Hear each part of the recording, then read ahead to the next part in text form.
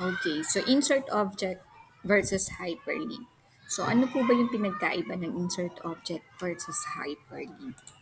So yan ay aalamin natin kung anong pinagkaiba ng dalawang ito sa pamamagitan ng Microsoft Word. So, pero applicable naman po siya sa lahat. May applicable siya sa PowerPoint, sa Excel, and sa Microsoft Word. So, gagamitin lang muna natin is si Microsoft Word. Ang dami po naka-open sa akin. Okay. So, this is the file na gagamitin natin. So, ito po ay ginawa ko noong 2020 during the time of pandemic.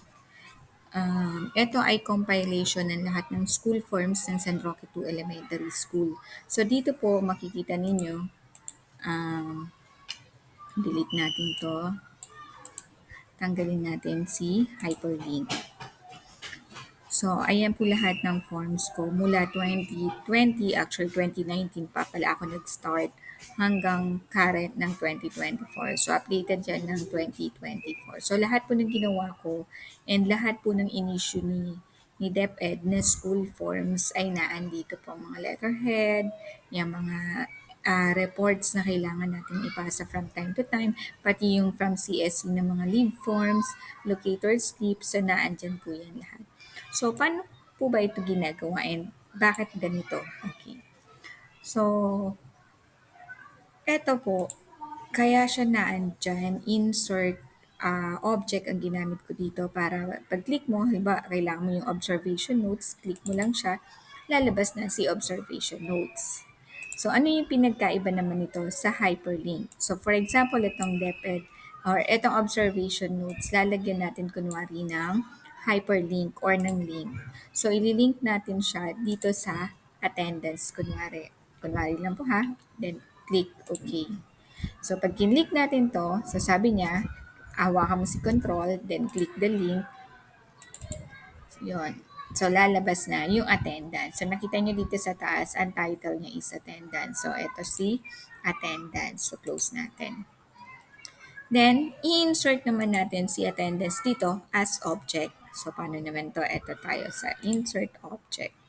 So, create from file, browse, and then hanapin natin si attendance. Ayun si attendance. Insert natin, display as icon, then click OK.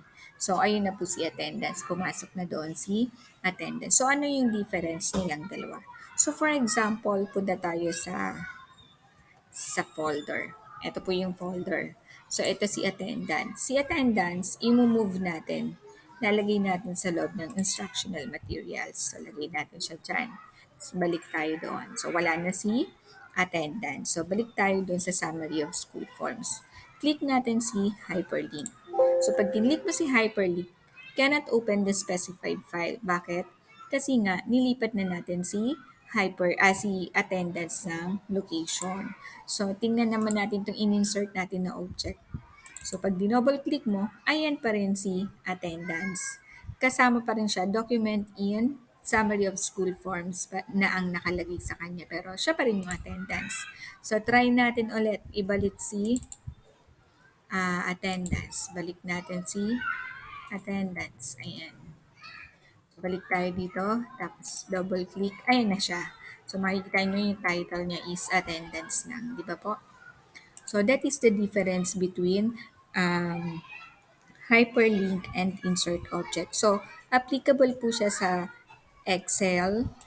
So meron din siya dyan insert object. So ito naman po yung object. So ganun din po yung process kung paano yung paggawa natin sa Microsoft. Ayan din po yung kanyang link kung gusto niyo ng link. And then, syempre, meron din po siya sa PowerPoint. So, sa PowerPoint, andun pa rin po siya sa insert. Andyan ang kanyang link or action. Tapos, ang object is this one. So, ganun pa rin po kung paano natin ginawa sa Microsoft Word. Okay, so para saan to? So lahat po nung mga, halimbawa marami kayong files kung saan-saan nakakalat. So ito yung pwede nyo gawin para makompile nyo yung mga files ninyo, may ayos nyo dyan. And then at the same time, pwede nyo na siyang burahin doon sa inyong folder para makatipid kayo ng space. Diba? So ayan na po lahat. So minutes, automated SF4, profile of non-readers, attendance, request sweep, Ayan. So, CSC leave form, oath of office. So, lahat ng forms na kakailanganin nyo is naandyan. So, ito po ay ginawa ko exclusive for San Roque 2 Elementary School. So, yung letterhead na ginamit ko dito, lahat is naka-update sa letterhead ng San Roque 2 Elementary School. Okay. So, that's all for insert object and hyperlink.